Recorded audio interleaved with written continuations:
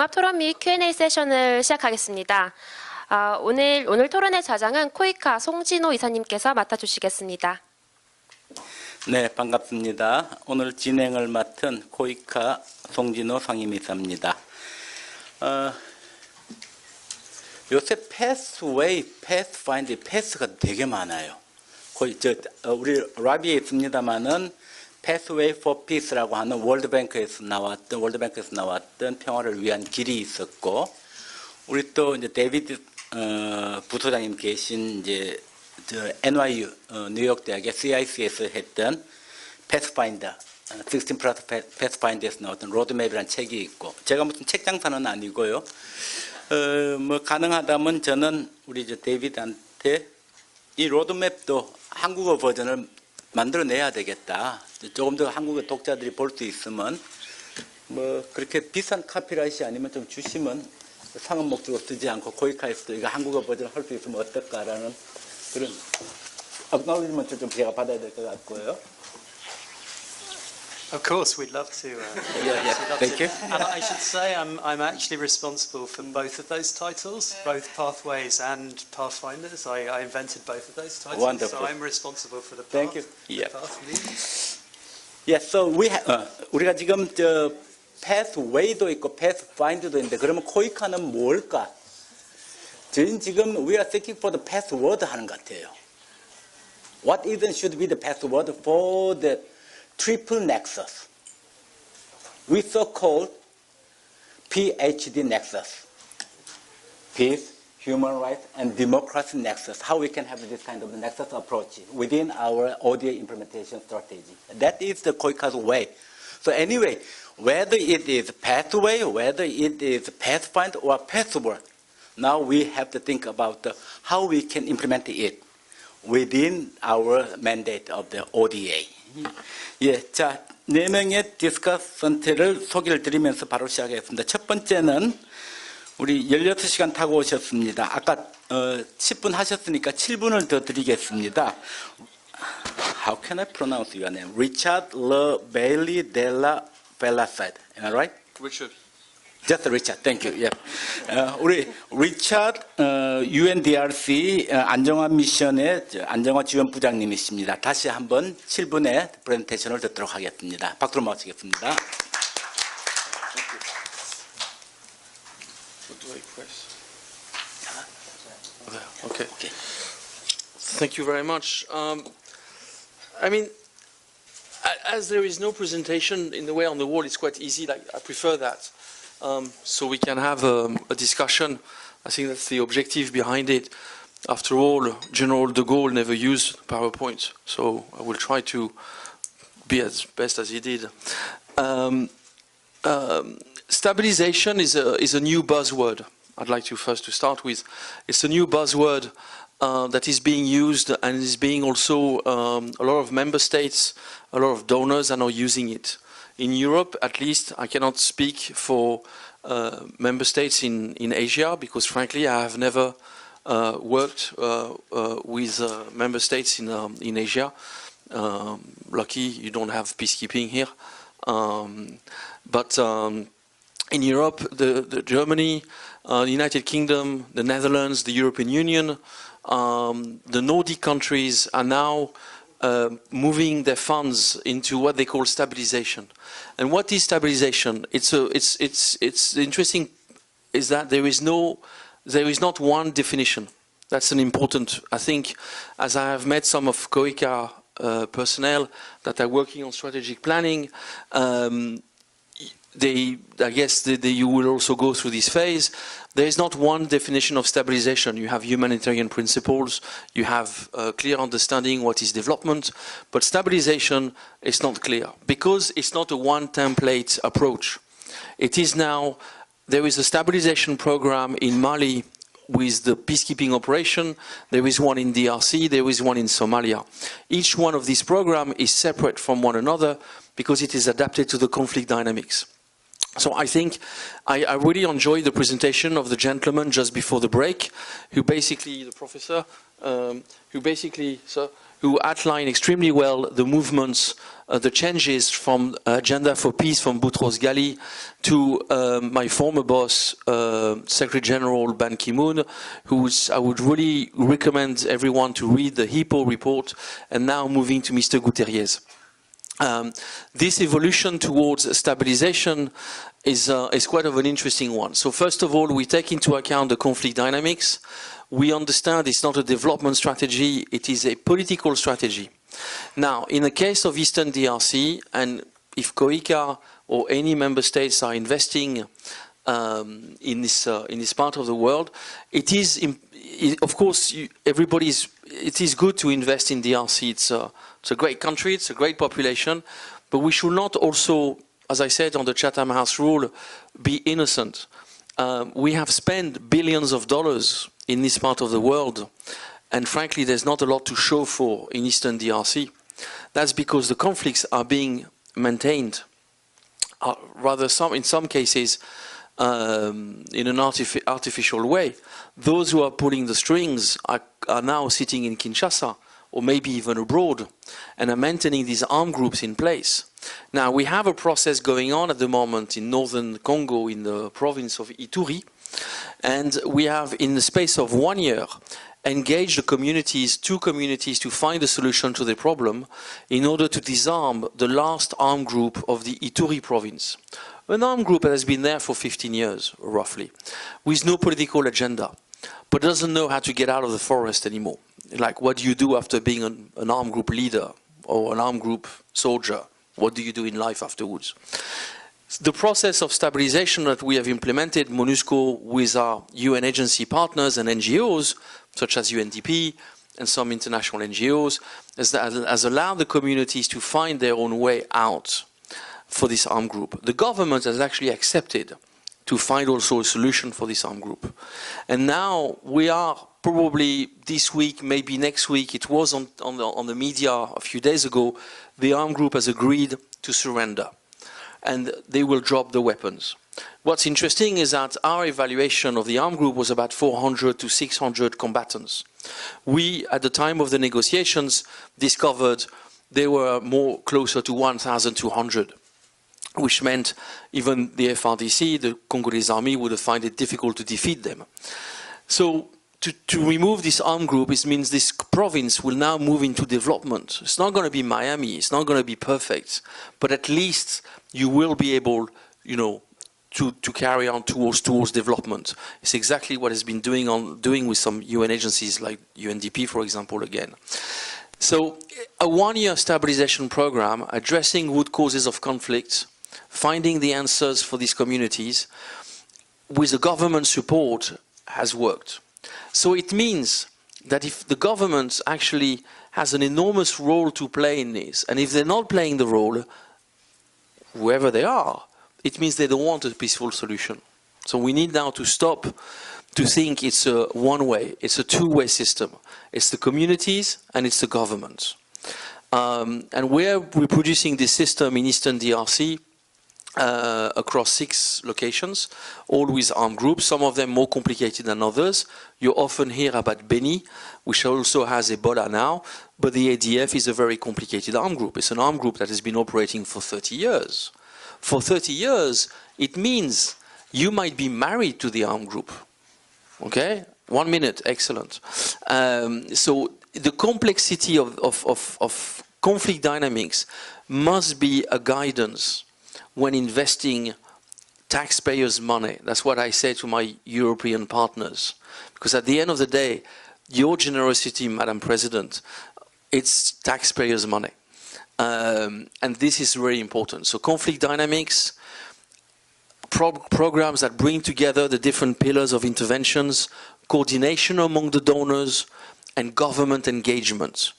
If the government is not engaged or genuinely to stop a conflict, we're leading nowhere.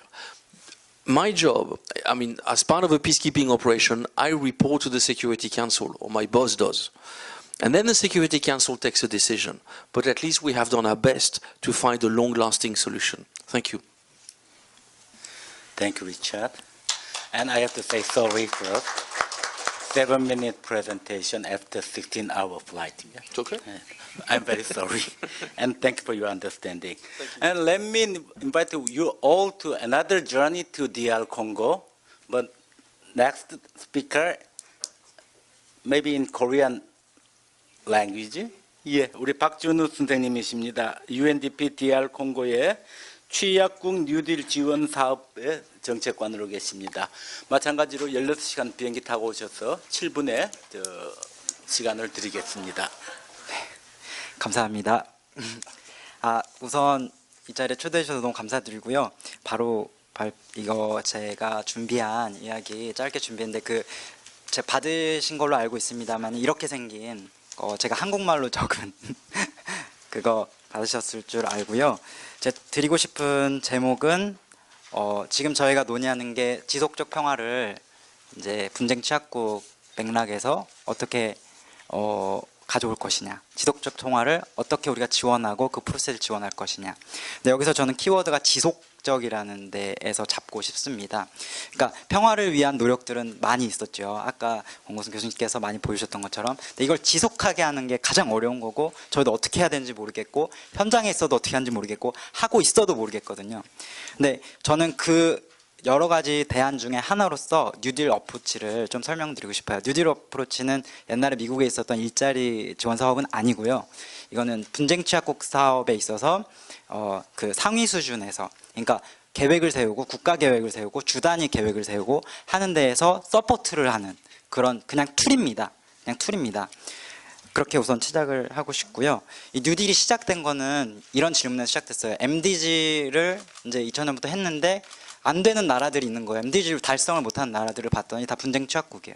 그러니까 그러면 문제가 뭐냐 했더니 분쟁 취약국 접근 방식은 처음부터 달라야 된다. 일반 농업을 해서도 안 되고 일반 교육, 일반 보건을 해서는 안 되고 여기선 다른 지도가 필요하다. 그런 고민들을 취약국 내부에서 시작했습니다. 그래서 G7 플러스라고 하는 그룹이 있는데 이 G7 플러스는 앞으로 들으실 기회가 있으신 분도 계시겠지만 취약국 스스로 취약국이라고 자기 스스로 명명한 나라들의 그룹입니다.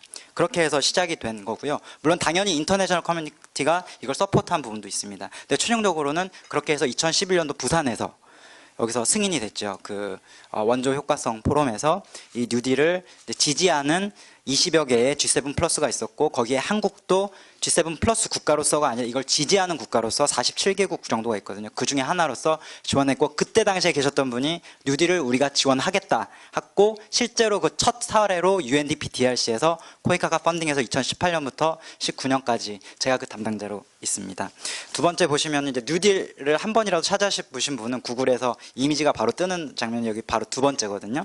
그래서 굉장히 많은 글이 있어서 다 안 읽어보셔도 괜찮은데 가장 중요한 건 첫 번째 이게 동그라미 3개 있잖아요. PSG, 그러니까 피스 빌딩, 스테이트 빌딩 골입니다. 그러니까 우리가 가장 우선순위 해야 되는 게 뭐냐, 분쟁 취약국에서 그 5가지를 동의를 한 거예요. 이거는 어제 뭐 그저께 이렇게 생긴 게 아니라 오랜 그런 포럼들을 통해서 5년, 10년 그런 취약국들의 논의를 통해서 이것들을 먼저 하는 게 좋겠다라고 정한 거고, 두 번째 포커스는 그럼 이걸 어떻게 할 것이냐, 5가지입니다. 그거 이니셜을 따서 포커스고, 세 번째는 트러스트라고 하는, 그러면 이걸 수행하는 데 있어서 우리가 지켜야 될 원칙은 무엇이냐, 이렇게 큰 카테고리고, 제가 이 2가지 트러스트는 오늘 얘기 안 하고 PSG와 포커스를 아까 이사장님께서 초대에 말씀하셨는데 이게 개인의 문제로 오지 않으면은 피부에 와닿지 않고 그냥 먼 얘기 같고, 그래서 제가 그 내용을 아까 공무선 교수님께서 잠깐 언급하셨는데 보겠습니다. 뒷면에 2016년 말이라고 되어 있는 부분이거든요. 아시겠지만 아까 언급하셨던 것처럼 그 콩고에 계신 그 교수님, 광주대학교에 계신 교수님께서 언급하셨던 이게 콩고에서 일어났으면 콩고에 변혁이 있었을 것이다. 동일한 2016년 말에 저희가 매주 토요일 3개월, 4개월 동안 있었지요, 광화문에서. 그때 동일한 2016년 9월 19일 날 사진이 오른쪽에 있습니다. 콩고 킨샤사에서 일어났던 일이고요. 저는 그날 UNDP 사무소에서 근무를 하고 있었습니다. 여기 동일하게 평화 시위로 걷고 있었던 콩고 시민들이고요. 외쳤던 구호도 동일합니다. 다 알고 계실 거라 생각합니다. 헌법 수호고요. 그 대통령이 2016년 12월 19일 날 임기가 만료되는 겁니다. 헌법에서. 3개월 전인 9월 19일 날 시민들이 일어나서 옐로우 카드 던진 사건이고 거기 일어났는데 결과는 그 밑에 있는 사진입니다. 제가 가려놨지만 실제로 로컬 뉴스에는 나왔는데 많은 사람이 죽었고 경찰은 50명으로 추산했지만 실제 200~300명 돌아가셨고, 그리고 그게 제가 지금 설명드리고자 하는 첫 그 PSG와 관련된 부분입니다. 콩고의 상황은 PSG의 첫 번째는 합법 정치, 합법적이지 않지요. 그것 때문에 시민들이 일어났죠. 안보 상황이 없었죠. 사람들이 다 죽었죠. 저스티스, 우리나라에는 백남기 농민 이슈가 있었지요. 여기는 200명, 300명이 죽었습니다. 근데 그걸 누구도 밝히지 못하고 그냥 죽어서 시민들이 다 돌아가셨어요. 저스티스 문제입니다. 이코노믹 파운데이션, 이분들은 하루 나갈 때 하루 생계를 포기하고 나오신 분들입니다. 레비뉴 서비스, 국가에서 있는 뭐 그런 구조들이 다 없죠. 이런 것들에 보십시오. 여기 콩고에 이 5가지 항목이 다 포함됩니다. 그걸 보고 드리고 싶었고, 두 번째 포커스, 이러면 그런 상황에서 지속적 평화를 위해서 업스트림 단계에서 어떻게 우리가 나아갈 것인가, 그 포커스가 아주 좋은 프레임을 제시하거든요. 마지막 페이지입니다. 그래서 제가 이 지금 다이어그램 좀 많은 이야기가 담겨 있는데, 이 얘기는 뭐냐면 지난 10월에 한두 달 전이죠. 시엘라리온에서 DR 콩고와, 그러니까 남남 협력이라고 들어보셨죠? 그러니까 친구끼리 배우자, 쉽게 말하면 이거거든요. 근데 더 나아가서 취약국과 취약국 간에 배워보자. 다른 데 가지 말고, 뭐 다른 유명한 대학교 교수님 초청하지 말고, 그래서 15명의 시민사회, 그 다음에 대학, 프라이빗 섹터, 그 다음에 가버먼트 담당자들이 시엘라리온에 가서, 시엘라리온에서 동일한 컨텍스트죠. 에볼라 있었죠. 그 다음에 뉴딜도 많이 수행했고, 뉴딜에 있어서 많이 앞서갔습니다. 그래서 그 상황을 거기서 많이 배웠고, 네, 1분이 남았는데요. 제가 빨리 하겠습니다. DR 콩고가 그래서 그러면 우리도 좀 배워서 우리 DR 콩고 취약국 상황에서 취약 상황을 벗어나기 위해서 어떻게 가야 되느냐, 우리도 좀 로드맵을 짜보자 해서 기획부 간에 많은 논의가 있었고, 시민사회 간에도 많은 논의가 있었습니다. 그래서 거기서 이거는 기획부의 담당자가 발표한 자료를 제가 다시 영어로 번역해서 쓴 건데요. 크게 보시면 색깔이 약간 다른 콜론이 2개씩 있죠. 총 6개 중에. 시엘라리온이랑 소말리아에서 했던 그 프로세스입니다. 아주 구체적인 프로세스고, 뉴딜이 이걸 다 서포트한다는 얘기를 제가 드리고 싶은 거예요. 시엘라리온, 소말리아를 했고, 그 다음에 DRC에서도 있는 그 메커니즘이 있어요. 그러니까 지속적 평화를 가져가기 위해서 업스트림 단계에서 하고 있는 일들, 코디세이션 메커니즘이 지금 여기 다 적혀 있는 겁니다. 근데 이제 제안한 게 가장 마지막 단계거든요. 마지막 단계는 2콜론인데요. 제가 이거를 말씀을 드리고 싶습니다. 그러니까 우리의 목표는 지속적 평화를 가져오는데 어떻게 가져올 것이냐. 근데 업스트림 단계에서는 여러분들 NGO나 뭐 코이카나 다 지금 뭐 커뮤니티 단계에서 일을 하지만 결국 추구하는 게 이게 정책화되어야 된다. 이런 얘기도 많이 하시죠. 애드보커시 얘기 많이 하고. 근데 그게 되게 어렵거든요. 정책 담당자 만나기 어렵거든요. 근데 UNDP는 채널을 가지고 있습니다. 그래서 정부랑 직결돼서 계획을 맺을 때 우리가 맺는 건 계획을 세우는 건 아니지만 이 콩고 사람들의 정책 세우는 사람들이 맺지만 UNDP가 테크니컬 서포트를 해주고 그들이 이렇게 세워나갈 수 있도록 지원을 하는 과정 속에서 결국에는 내셔널 플랜이 만들어질 수 있도록, 그다음에 주 단위의 계획이 만들어질 수 있도록 하는 것을 UNDP가 지원을 하고, 그 지원한 툴이 바로 뉴딜 안에 있는 툴입니다. 원 비전 원 플랜이라고 포커스에 옵니다. 시간이 많이 지났습니다만 마무리만 마지막 멘트로 하겠습니다. 다이얼로그 메커니즘이라든지 펀딩 메커니즘이라든지, 그다음에 인터내셔널 커뮤니티가 어쩔 수 없이 취약국에 들어오잖아요. 물론 그분들이 운전석에 앉아 계시지만 옆에서 서포트하는 게 필요할 수밖에 없습니다. 최소한으로. 그래서 그런 메커니즘들을 컴팩트라고 하는 그 협약을 통해서 또 매일 수 있고, 그래서 뉴딜은 결국 그것들을 맺어나가는 툴이거든요. 강력한 툴입니다. 근데 이거보다 더 정리된 툴이 있다면 그걸 사용해도 좋을 것 같은데, 현재로서는 취약국들이 인정하고 이렇게 하면 되겠다라고 스스로 한, 그리고 자발적으로 취약성 분석을 할 수 있는, 주단위에서 참여적으로 할 수 있는 그 툴이거든요. 그래서 이런 부분이 제가 마지막으로 드리고 싶은 메시지는, 한국 이렇게 뉴딜을 이렇게 전폭적으로 지원하는 공여국이 많지 않아요. 근데 지금 한국이 전폭적으로 지원하는 나라 중에 하나거든요. 이걸 잘 잡고 잘 가면은 분명히 지속적으로 가면 어떤 의미 있는 일들을 할 수 있지 않을까, 이런 생각으로 마지막 말씀 마치도록 하겠습니다. 감사합니다. 네, 우리 박준우 선생님께서 말씀하셨던 G7은 우리가 흔히 얘기하는 대문자 G7, 빅 G7이 아니라 소문자 스몰 G7이라고 하는 취약 분쟁 국가의 네트워크로서의 스몰 G7 플러스를 말씀하신 것 같습니다. MDG 시절에도 우리 국민들은 MDG가 뭔지도 모르고 MSG는 알아도 MDG는 몰랐는데요.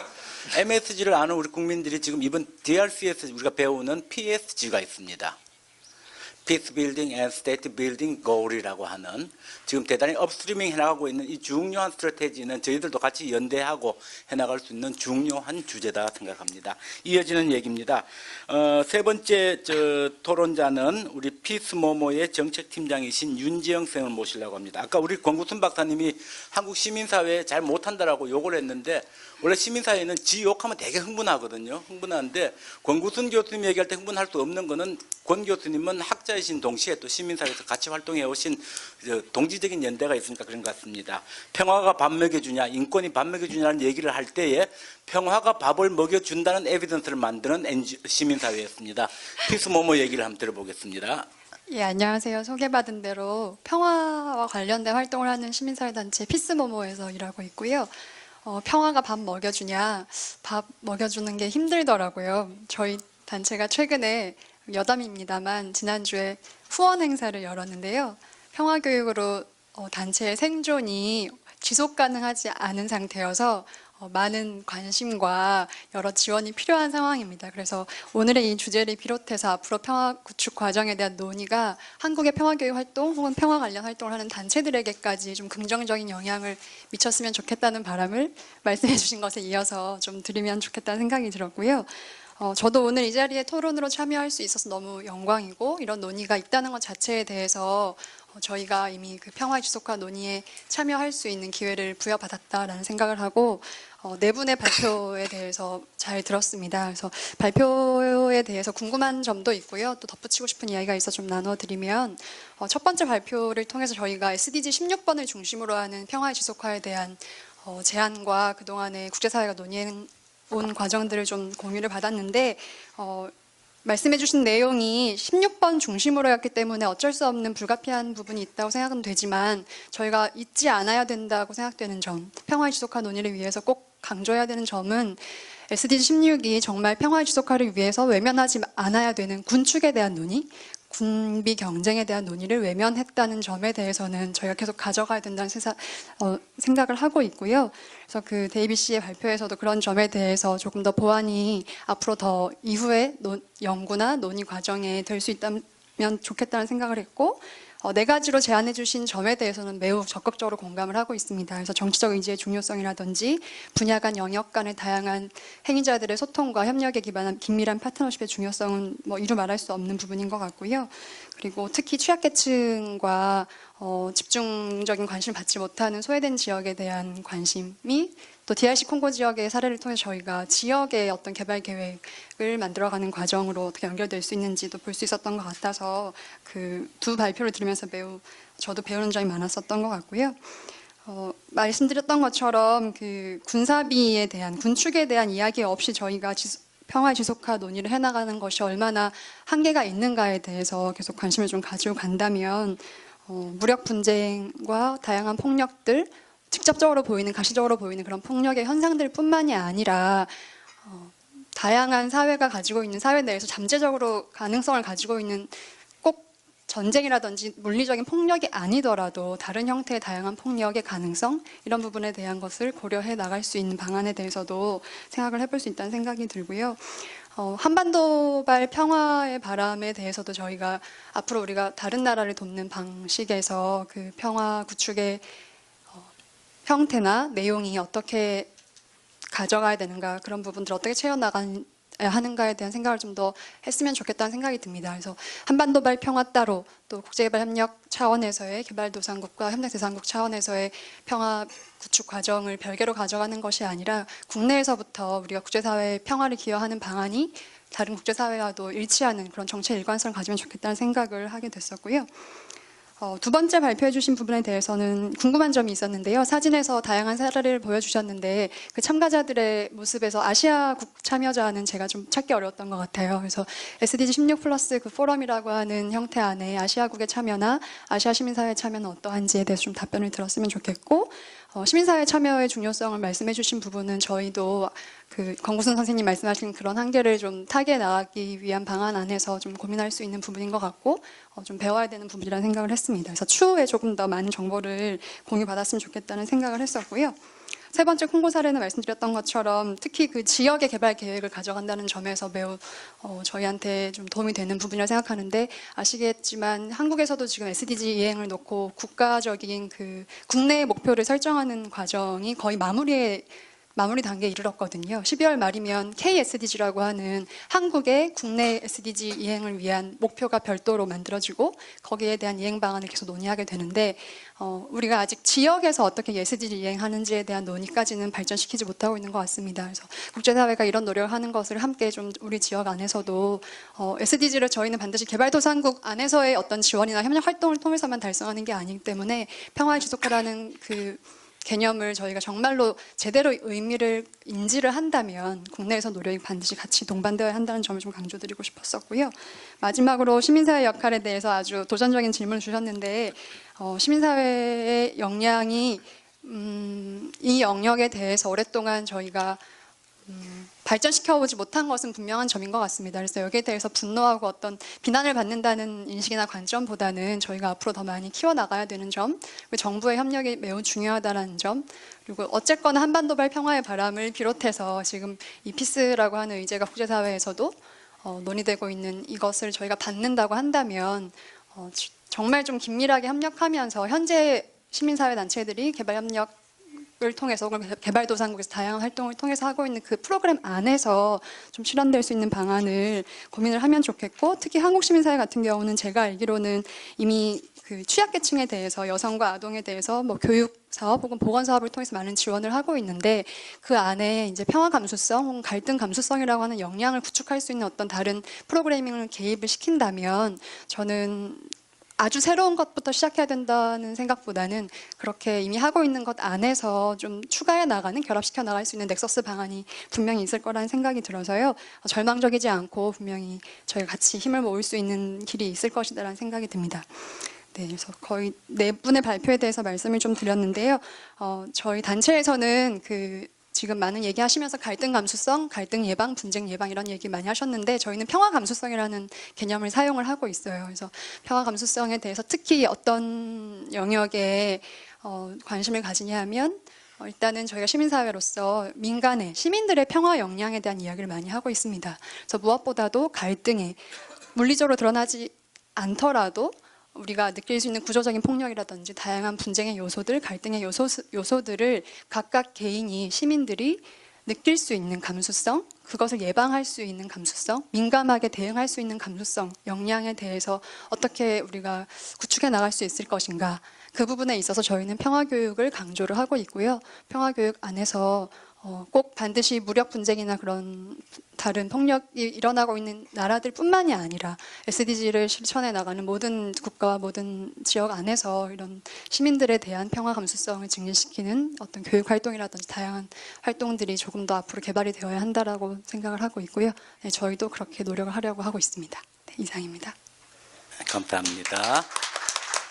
자, 마지막 토론자 이후에 데이비드, 마거렛, 로렌, 권구순 교수님께 각각 3분 30초 시간을 드리겠습니다. 그 이상은 시간 못 드리는데요. 지금 이제 마칠 시간 20분을 남겨두고 뜨거운 감자를 이제 건드리기 시작했습니다. 잠시 설명드리면요. 뉴욕에 사는 사람이나 아프리카 사는 사람하고 다르게, 마지막. 네, 다르게 한국에 사는 사람에게 disarmament라는 이슈는, 이 언어 자체는 분단 상황 지난 70년 동안 터부시하고 금기시해왔던 언어였습니다.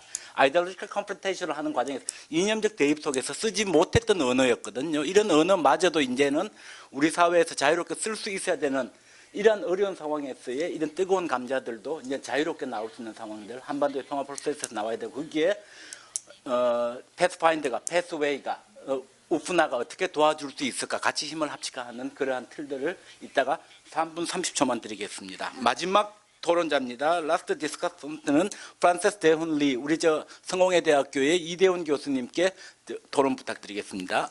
네, 안녕하세요. 이대훈입니다. 오늘 4분, 실제로 5분의 발표가 굉장히 연결성이 높아서 아주 좋다고 생각을 하고요. 조직을 구성을 굉장히 잘해 주신 것 같아서 감사를 드리고요. 토론 시간이 이제 아쉬워서 저는 발표가 좋았음에도 불구하고 토론해보고 같이 얘기해볼 이슈가 굉장히 많다고 생각을 해요. 또 많이 토론하고 싶은데 시간이 짧아서 굉장히 아쉽고요. 첫 번째 이제 제 네 발표의 관찰은요. 첫 번째 데이빗 샘의 발표에서는 시큐리티하고 디자머먼트에 대한 언급이 없었어요. 그다음에 그 다음 발표에서 디자머먼트는 무장 그룹들의 무장 해제와 관련돼서 언급이 됐었고, 시큐리티는 콩고의 다양한 그 공동체 집단의 안위 문제, 안전 문제에 관련돼서 언급이 돼 있었어요. 그래서 제가 이제 이렇게 관찰을 하는 이유는 뭐냐면, 이제 미국에서 지금 난민과 이민의 문제나 유럽에서 이민자를 다루는 문제를 볼 때 영어로 표현할 때 이민 문제를 안보화시켜서 이른바 우익 정치에 동원한다 이런 비판들이 있습니다. 그래서 저희가 이 안보라는 영역으로 들어가게 되면 공동체 집단의 안위뿐만이 아니라 어떤 한 사회의 갈등이나 분열 문제를 정치적 리더십이, 정치적 지도자들이 안보 문제로 해석해서 비상한 조치들, 군사동원이나 무기동원이나 특별법 동원이나 이런 비상한 조치들을 동원해서 국민들을 협박하면서 새로운 갈등과 분열을 잉태하는 그러한 정치를 얘기할 때 꼭 빼놓을 수가 없거든요. 그래서 지금 세계적인 차원에서 특히 데이빗 샘께서 저희가 SDG16을 다룰 때 이것을 몇몇 나라들의 문제가 아니라 보편적인 문제와 현상으로 접근해야 한다고 강조를 해주셨는데 그 정신을 받아들인다면 안보 문제가 지구적인 구조, 군비 경쟁의 구조, 그다음에 저희가 디벨롭먼트 프레임에서는 들어오지 않은 산업화된 이른바 선진국이라고 부르는 그런 국가들이 이러한 갈등과 폭력에 어떤 차원에서 루트 코즈가 되고 있느냐, 기본적인 문제가 되고 있느냐, 이 문제를 검토해야 된다는 뜻이 됩니다. 그리고 이제 그런 면에서 유엔에서 가장 민감한 주제인 군축 문제를 이번 유엔 사무총장께서 특별 보고서로 냈는데 거기서 핵심적인 것이 이 군축을 빼고 지속 가능성을 얘기할 수 없다라는 것이거든요. 한계치에 도달했다는 거예요. 그래서 이제 SDG 논의를 기억하시는 분들은 평화나 군축 의제가 점점 빠지는 과정을 목격하셨을 텐데 저희가 디벨롭먼트 프레임에 국한돼서 개도국, 분쟁 취약국의 문제로만 보지 않기 위해서 지구촌의 공통의 문제를 보기 위해서 루트 코즈를 다뤄야 되고요. 루트 코즈를 다루려면 기존의 패러다임에서 벗어나서 이른바 선진국 산업화 국가들의 책임과 변화의 과제가 어떤 것인지를 같이 검토해야 진정한 보편성, 유니버셀리티를 포함할 수 있게 됩니다. 그런 면에서는 분쟁 취약국이라는 개념 속에 숨어있는 이런 디벨롭먼트 지향적인 패러다임에 대해서 약간 저는 이견을 갖고 있습니다. 네. 그렇게 하면 대부분 경제적으로 어려운 나라에서 이제 분쟁이 자주 발생하게 되는데 이렇게 되면 개념적으로 언급된 구조적 원인이나 세계의 파워블록 간의 상호작용 이런 점들이 너무 놓치게 되고 루트 코즈를 너무 놓치게 되는 것 같아요. 그래서 이제 그런 의미에서 저는 넥서스적인 접근에 대해서 조금 더 의미 부여를 하자. 그러니까 피스 빌딩과 디벨롭먼트의 넥서스적인 접근은 디벨롭먼트 패러다임이 갖고 있는 협소함이 있고 제3세계나 개도국을 대성화시키는 문제가 있고 선진국이 패트로나이징하는 이런 문제가 그 속에 숨어 있었다는 겁니다. 피스 빌딩은 정말로 유니버설하게 선진국과 부국의 책임을 스스로 자기 성찰하면서 그 속에서 시민과 국가기관의 역할을 다시 한번 찾아보자라는 그런 콜도 이 속에 들어가 있습니다. 그래서 저는 한국 맥락에서 이 넥서스 접근에서 본다면은 어떤 자기 성찰, 국가와 시민사회의 행위 중에서 부족한 점들을 찾아내는 것이 굉장히 중요하다고 생각합니다.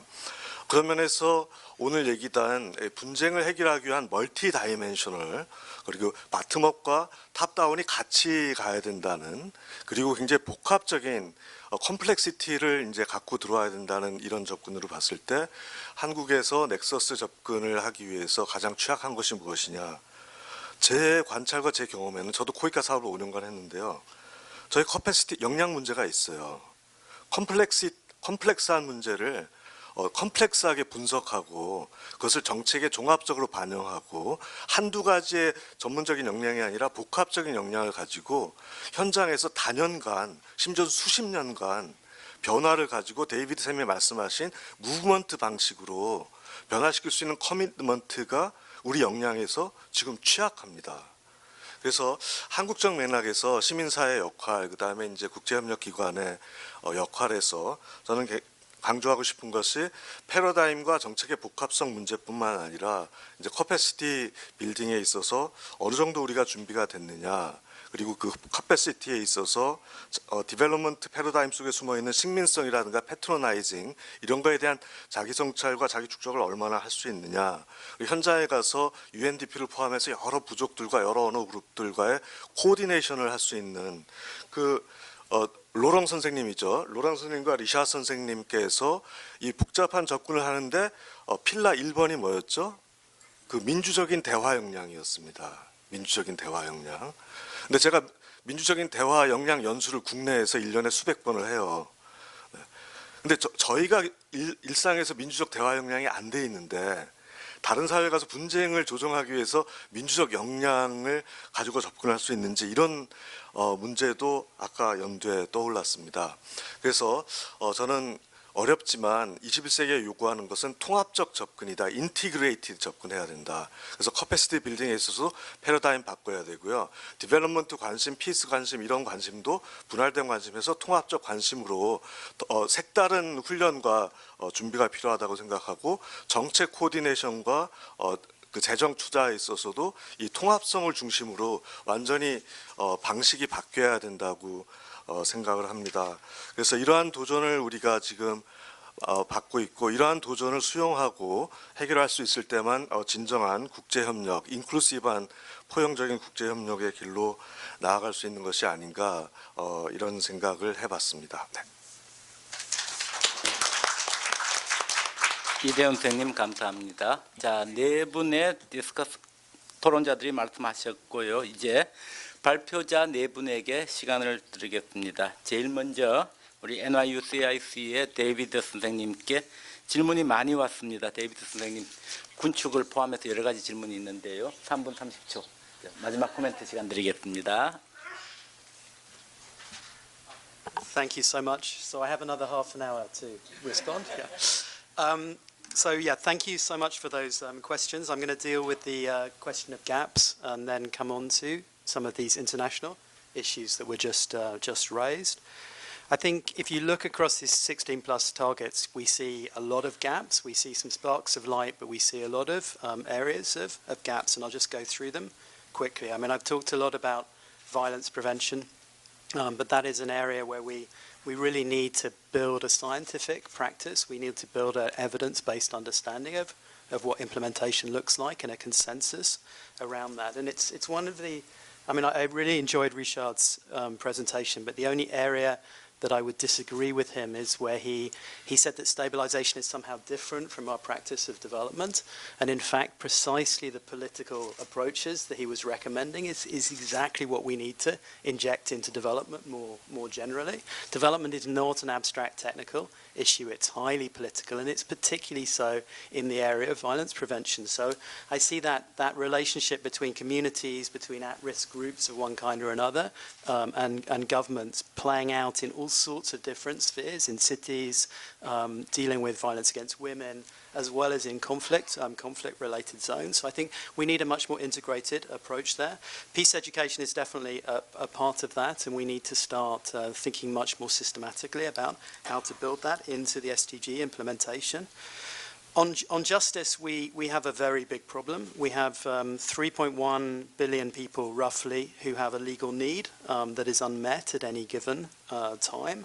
And then we have some institutions, courts, formal justice structures that are far too narrow and far too expensive to meet those needs. So we have justice for the few when we need a world of justice for the many. And the analogy I would give is what we saw in health, where we began to shift out of a model in developing countries that was very much about investing in a few hospitals in cities to building clinics out in communities. And we need to see that similar shift in the justice sector, so that we're pushing justice into communities much closer to people's lives with tools that are cheaper and are going to be able to provide justice at a higher scale. In governance, we also have some I think, serious deficits and gaps and problems. We've tended to see governance reform in the, I see I've got 10 minutes left at the back there. And we've tended to see governance in the abstract rather than talking about what governance reforms are needed to deliver change in education, in health, and in countries' other priorities. So we need to get much more practical about governance reform. And we need to address the fact that government's plans don't work. Every country I go to, governments make these incredibly complex plans and then cannot implement them. So why do we have this governance failing, that we keep this national planning process that isn't delivering results? And finally, on inclusion, we have a lot of talk and not much action. We see some little examples, but we don't see systematic attempts to include excluded groups at a time when many countries are protesting. And then finally, on this international point, I think it's a critical one, and I didn't cover it in my presentation, but it's very important. My 36 targets, 40% of those targets have an explicit international regional dimension wired into them, and we're not doing enough to implement those. So illicit financial flows, international corruption, disarmament, etc., etc. Well, you need to get much more serious about those issues. And that leads me on to how to do it. And I think, you know, the final respondent was absolutely right. We need to build a very different type of political and strategic capacity within our development organizations if we're to take these issues seriously. These cannot be done by the old school technocratic approaches. We need a very different type of dialogue with governments, one that's much more practical but also much more focused on the political challenges for change. And that is true within developing countries, but it's also true how developed countries are working together to build the context for a peaceful world. Thank you. Thank you, David. Yeah. So the next, wrap up by Margaret Ufuna. Thank you so much. And thank you again to Koika for this opportunity, for Wafuna, and for the 16+ Forum, and all of us here today striving for greater peace. I had a question during the break about what I meant in terms of all the international frameworks and their overlap. So I'll just start there and then quickly respond to some of the points raised in this last discussion. So one of the things that we have found is that there is this plethora and proliferation of frameworks, from the New Deal to the SDGs to sustaining peace, 1325 Women, Peace and Security, 2250 Youth, Peace and Security. So what does it all mean and how does it all boil down? That is one of the kind of primary purposes of the work that we do, to see how these various frameworks and kind of policy manifestos, international agendas, what they equate to at a national and local level. Some of you might know the statistic, but when women participate in peace processes, the resulting agreement is more likely to last for at least 15 years, if not more. There are 1.8 billion young people in the world, full of opportunity, many of whom are working as active agents for peace building already. It's just that their narrative has not gotten the limelight. So you have these groups and these various agendas that have been working on sustaining peace, the issues embedded in sustaining peace and SDG 16+ for a long time. The question is, how do you elevate their work and how do you strengthen the policy frameworks at the national and local level to further this in a meaningful way for people on the ground? So one of the things that was mentioned in a few of the presentations were national development plans, national strategic plans, PRSPs, et cetera. The importance here is, again, on impact and on consultation with various groups in a country leading up to the actual adoption and then implementation. So I just wanted to kind of hone in on that for final words, and also to then very quickly mention some of the issues raised around civil society organizations. I do think it's quite important to get out of capitals, as somebody was talking earlier about elite CSOs versus all the other CSOs. It's really important to make sure that when one does consultative processes that you do leave capital, in order to make sure that you hear from those that have generally suffered the most and from those for whom trust is most sensitive. At the end of the day, and as we heard in a presentation earlier, trust is key to all of these all of these agendas that we're looking to put forward. I have no time left. So I guess with that, I'll just say thank you again, and very happy to discuss any of what has been mentioned earlier. We do try to keep the outcome from these various annual showcases in something like this called an outcome document.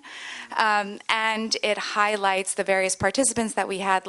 We've had the Republic of Korea at both of our showcases, as well as CSOs from the region and different Asian governments. We've had the government of Timor-Leste also there, but we would love to increase participation from the region. So thank you. 네, 또 저희는 로렌 부대표님, 리샤, 또 박준우 쌤을 통해서 DR 콩고를 여행을 했었습니다. 제가 공부할 때에도 디벨롭먼트 코퍼레이션 개발협력이라는 거에서의 파트너 국가와의 관계십이라는 것은 it should not be giving and receiving relationship. This should be mutual learning process라고 했습니다.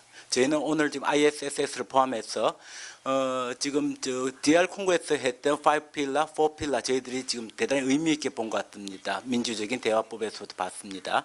마지막 코멘트를 우리 누가 하실까요? 로렌 쌤 하시죠. 리샤드 해도 괜찮고 당황했습니다. 부탁드리겠습니다.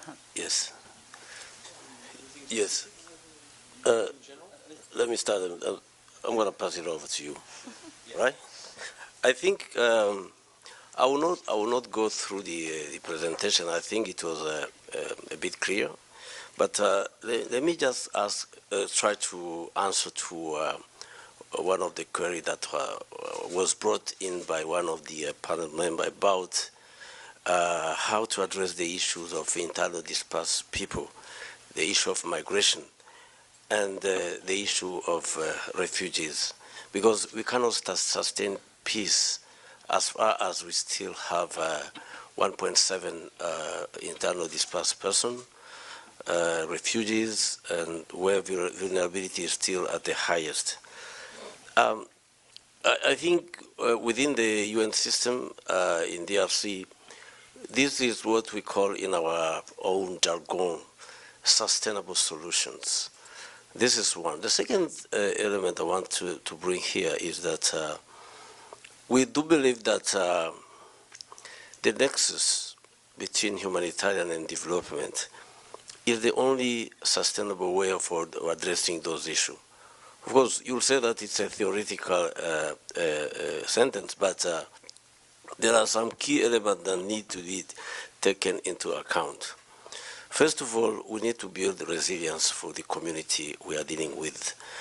When the humanitarian activity occur, we have what we call the first aid or life-saving activity. I think for us, that's where development should start. Instead of giving a banana to a poor household, why don't you just, or fish as we normally say, how don't you show him how to go and fish, right? I think that's a very simplistic way of addressing sustainable solution. The New Deal. The New Deal has four or five key thematic areas that need to be taken as a whole. It's not like one size fits all approach, but it depends on the context of each conflict situation. But one of the most important elements is the participatory approach for involving the affected community to do a proper diagnosis on daily issues that they are facing on a daily basis with the aim of building resilience. So, and it's going to give us an opportunity to have a plan which is done at upstream level, but with concrete answer and response that are reflected into the action plan. Now the question will be, how can we come together as partners to make it happen into the field? Remember, the bottom line is to give resilience or resistance to the occurrence of the crisis, so that once the crisis occur, either man-made or natural, they have sufficient strength to face it and to be resilient and build themselves. So economic recovery is extremely important, giving them means to do things by themselves instead of receiving or being in a mood of receiving, as it's happening in DRC since 20 years. Thank you very much. I just want to conclude from my side by saying, first of all, thank you to COICA for this opportunity. However, conferences are great, but the follow-up after the next step, I think, are as important as the conference itself. I have seen in Haiti in 2010 Korean intervention in Haiti after the earthquake. We had a battalion from the military engineers, and we had a number of Korean NGOs with enormous resources. I did not meet COICA at the time there. Maybe you were there, my apology. We were a bit overwhelmed at the time. But what I want to say is that I hope we can maintain a relationship between us and your staff to contribute to an exchange, because what we find difficult in Haiti as lessons learned was communication. Communication on different ways of working. How do we adapt? How do we link each other? How do we become partners in the field? We saw this massive, extremely professional support to a very desperate situation. And we did lack the time to understand how to work better together. So I think we also need to look at the practical aspect of the ground. So we hope to maintain the links with you after this conference. Thank you. 네, 감사합니다. 자, 마지막 랩업 코멘트입니다. 우리 권구순 박사님 부탁드리겠습니다. 어줍지 않은 영어로 여러분들에게 고통을 가하느니 차라리 한국어로 토론하는 게 좋을 것 같아서 한국어로 토론을 하겠습니다. 일단 우리 박준우 선생님이 그 2010년대 킨샤사에 있었던 좀 그 슬픈 그런 내용을 말씀해 주신 걸 듣고 제가 또 감성적인 접근을 했구나라는 반성을 또 해봅니다. 법치와 또 치안과 이러한 것이 갖춰지지 않는 상황에서 아무리 이러한 그 민주화의 그 움직임이 있어도 실제로 뭔가 큰 성과를 이뤄내기는 참 쉽지 않다라는 생각을 다시 한번 하면서 제가 좀 반성을 했고요. 한국 NGO가 이제 1990년대 생성이 돼서 지금까지 양적인 성장을 어느 정도 하고 어떻게 보면 이제 제도적 발전을 이루어오는 가운데 있는데 지금 여기서 또 평화와 또 평화 구축과 이러한 거를 또 메인스트림으로 해서 또 하라는 거는 상당히 부담스러운 것은 알고 있습니다. 근데 많은 서구의 그 NGO들이 이 평화 구축에 진입할 때 처음에 했었던 것은 그야말로 서비스 딜리버리죠.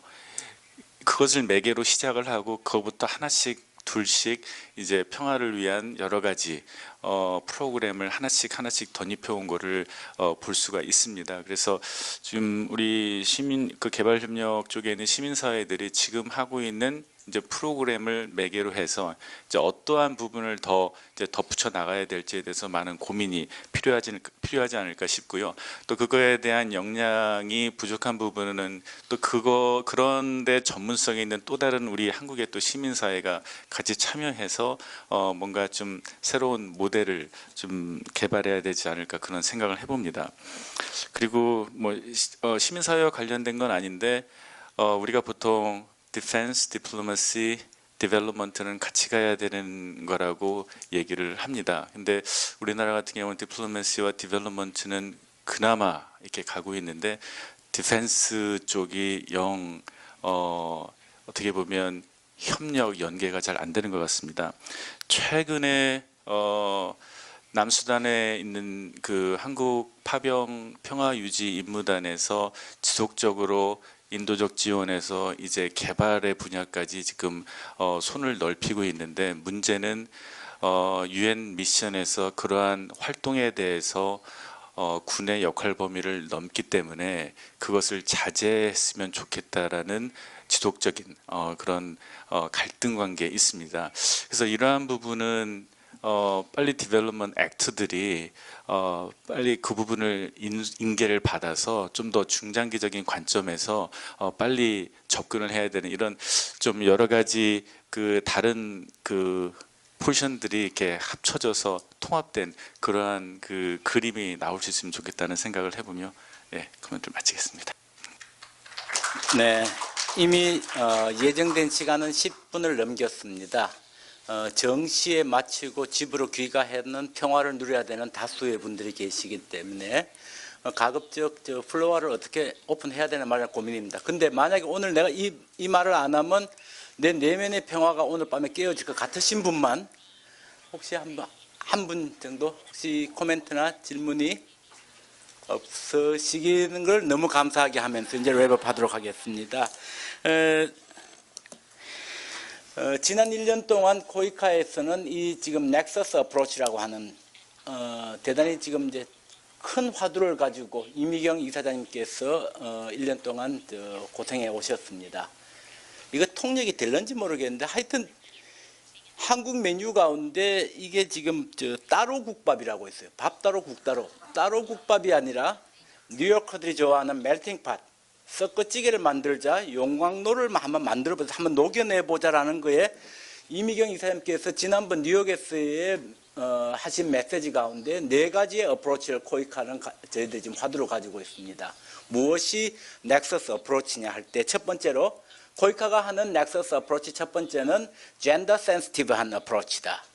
두 번째는 클라이밋 센시티브한 어프로치다. 세 번째는 컨플릭트 센시티브한 어프로치다. 그러면서 휴먼 라이트 베이스드 어프로치를 한다 라고 하는 이 4가지의 멜팅 팟을 얘기하셨습니다. 이제 마지막으로 랩업을 저희 이미경 이사장님 모시고 클로징 리마크 잠시 듣도록 하겠습니다. 네.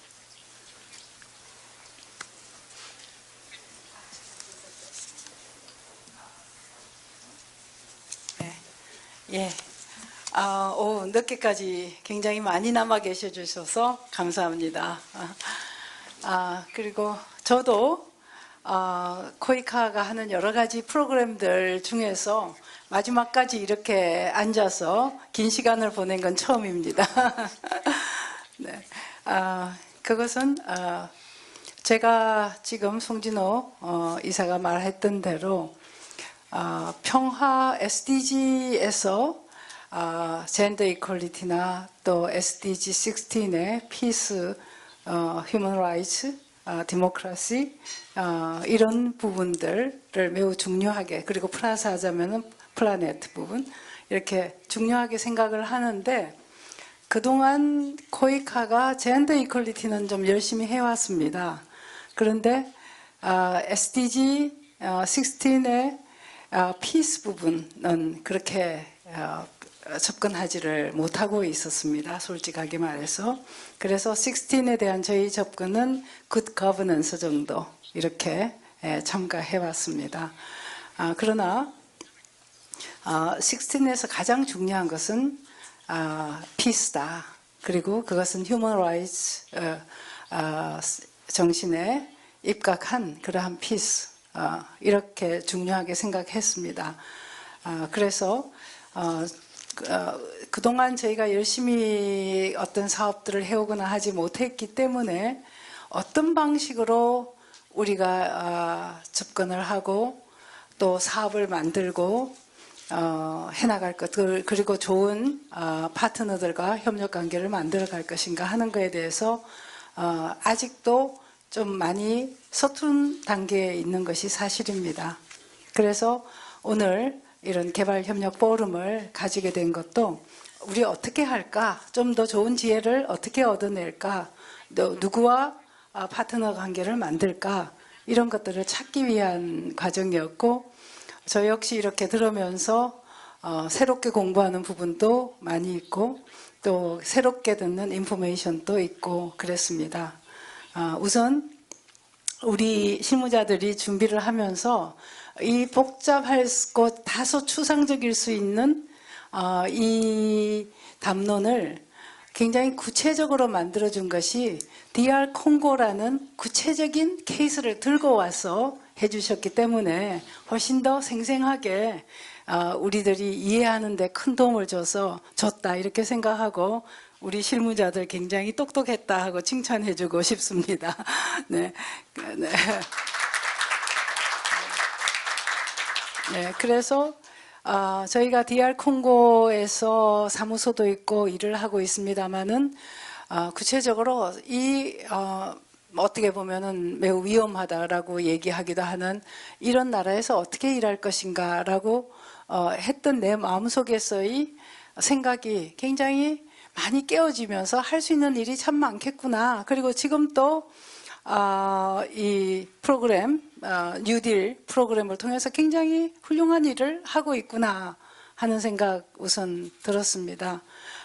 그리고 이런 구체적인 활동, 그리고 이 활동이 지향하고 있는 상당히 높은 가치, 이런 것들이 보편적으로 상당히 또 같이 일할 수 있는 가능성들을 찾아 나갈 수가 있겠다 하는 점 하나 제가 분명하게 배우고 돌아간다 이렇게 생각을 합니다. 아직도 저희가 가야 될 길이 많고 또 배워야 할 게 많지만은 오늘 하루밖에 안 되는 이 포럼에서 굉장히 많이 배웠다. 그리고 16시간 타고 오셔서 이렇게 훌륭한 이 사례와 가르침을 주신 여러분들께 다시 한번 감사드립니다. 고맙습니다. 네, 끝으로 오늘 행사의 코오가나이저입니다. 공동으로 주최해 주신 UNDP DR 콩고의 로렌, 또 리차드, 박준우 전부 16시간입니다. 이분들에게 다시 한번 감사드리고 모든 스피커들과 디스커선트들에게 감사드리고 플로어에 계신 끝까지 계신 분들에게 감사드리면서 마지막까지 계신 분들에게 기념으로 여기서 5층에서 이 호텔 1층까지 내려가는 엘리베이터와 에스컬레이터 통합 무료 이용권을 가져가시기 바랍니다. 다들 수고하셨습니다. 감사합니다. Thank you.